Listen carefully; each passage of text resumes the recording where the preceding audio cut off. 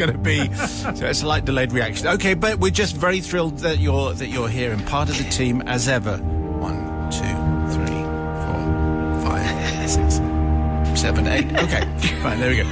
So, I'm here. Okay, just check it. Okay, that's very good. Tonight's confession and the winner of the Drive Time Smart Speaker goes to Rowenna. Rowenna is the winner already. So Rowenna says, this is a slightly unusual confession, actually. It's quite difficult to work out where it's heading. I love those. Okay. Father Simon, my confession goes back to when I was 16, and it was the summer of 2000, and I was working for a well-known holiday company. This year was my first proper job. Now, there are really two confessions here, a read one, get one free special offer, but they are kind of connected. First of all, I was working in a children's play area for this aforementioned company and was responsible for selling sweets and those cold ice drinks with loads of ice in spectacular colours. You know the kind, they have a big stirry thing to keep keep it all stirred. That's a technical term, by the way, the stirry thing. For a good few weeks, all was going well, apart from the kids, who seemed to be going absolutely crazy, and their parents were complaining about them being really, really hyper. Someone's reversing. I just thought it was holiday excitement and maybe bad parenting. Just get some discipline in their lives, some boundaries. Teach them right and wrong. Some people. Anyway, my drinks machine was such a hit with the kids. They loved it, and they could not get enough. I'd been working really hard and refilling it regularly. Very regularly. Yeah. I had it down to a fine art. What I hadn't been told is that the drinks machine syrup should actually be watered down. Yes. This I had not done. For about 6 weeks, the kids had been having concentrated syrup with enough syrupy goodness in one helping to last a month, with citric acid stabilizer, colouring and preservative for extra flavour. Oops. It wasn't until management wanted to know how I was getting through so much syrup, I used a whole year's supply in 6 weeks, that alarms started ringing, and it was only at that point that we realised that I hadn't been watering the syrup down, and as no one told me, it wasn't my fault. So it wasn't actually a parenting issue, but it was a management issue. Poor management, they should have told me. Following this mistake, I was then moved into the fast food area. We move on to confession number 2. I was responsible, says Rowenna, for cooking and selling the fast food. Okay. Now, I hadn't cooked for anyone before, and no one really told me how to cook. Oh, right. I'd never cooked anything other than maybe toast and once beans to go on the toast. But that was it. Again, no training was given, and I was told... Where this came from, I have no idea. I was told... If it floats, it's cooked.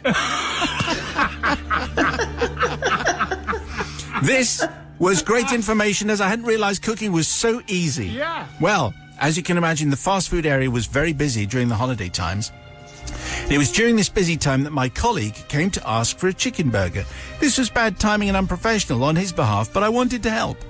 Coming right up, I said, all professional and everything. I put it in the fryer and turned my back. When next I looked, it was floating, so I served it up. I gave it to my colleague, who went off to eat it. He then came back and said, "Did you cook this?" I said, "Of course I did." "Well, it's still totally frozen," he says. All I could say was, "It floated, so it's cooked, and that's that." He then handed it to me, and it was actually very cold. Oh. I have no idea. This is the line, really. There's a lot going on in this final line. Okay. I have no idea if anyone got food poisoning that year, but I imagine it was really quite likely. Oh, okay. And then another line. I now work in HR and always stress to my managers how important training is. so as to avoid these kind of incidents. Well, Rowenna, what a case. So... We have two confessions. First of all, there's this overdose of syrup. Yeah. Of course, you water it down. And secondly, if it floats, it's cooked. I must try that out on Nigel when he comes in. Yeah. Sister Susie, with a voice of authority, I think. Well, Rowenna, I can't forgive you on either of accounts. Full syrup to children. Yes. It must have been a manic situation, and the poor parents, I say. And if it cooks, it floats. You believe that?